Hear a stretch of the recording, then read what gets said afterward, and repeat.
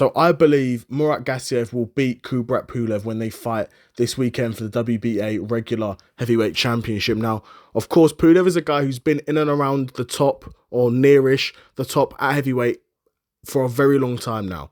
You know, this dude's been in and around the top of the weight division for, I mean, more than a decade now, in my opinion, more than a decade at this point. Because I was hearing his name about a decade ago, when you were talking about the next coming challenges for Tyson, who guys like Anthony Joshua will be facing at the top. Do you know what I mean? And Pulev was in those conversations. But at this point, I think Pulev's taken some beatings, some bad losses. He's got a lot of miles on the clock, in my opinion, too. Done 12 rounds a lot of times. And I think like I said, I think he's got too many miles on the clock. Whereas a guy like Gassiev, who he's fighting, equally, in my opinion, does actually have a lot of miles on the clock too. Has gone a distance a long time, done a lot of training camps, trained championship rounds for a long time. But Murat Gassiev, in my opinion, was largely seen as the guy at cruiserweight before Usyk made his run through the division, right? So Murat Gassiev was an undefeated 2-belt world champion at cruiserweight. I think he was a WBA and IBF world champion at cruiserweight, undefeated, right? And again, okay, the cruiserweight division is what it is, and it was what it was back then as well.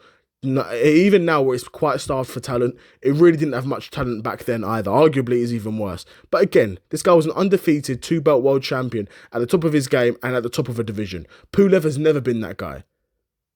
Never, ever been that guy. And granted, I admit heavyweight is a tougher division, harder hitters, bigger names, better boxers in general, more talent. I get it. You know? But that was also part of the reason why I think Pulev will lose this fight, is because he's been fighting these top-level guys for years. Gassiev's not really been fighting the top-level opponents like that, and granted, again, that top-level experience is definitely something to consider. How could it not be? How could it not be something to consider? But in my opinion, I think Pulev, and honestly, this is, maybe it's a bit of a controversial take, because I think Gassiev's going to win this fight, but I'm not hearing many people talking about Gassiev at all. And honestly, this was the case when he was undefeated world champion. Nobody was talking about this dude. I don't know if it's because he's Russian. Is it because he can't speak English? Is it... Do you know what I mean? I mean, again, he's not the best boxer in the world. So it's not like... Do you know what I mean? He deserves to be fighting the Usyks and all that other division. No, he doesn't.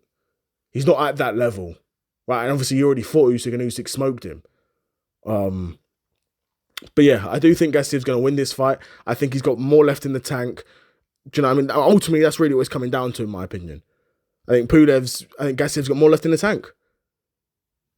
That's just what I see when I see those two fighters. And I think Gassiev's going to be able to...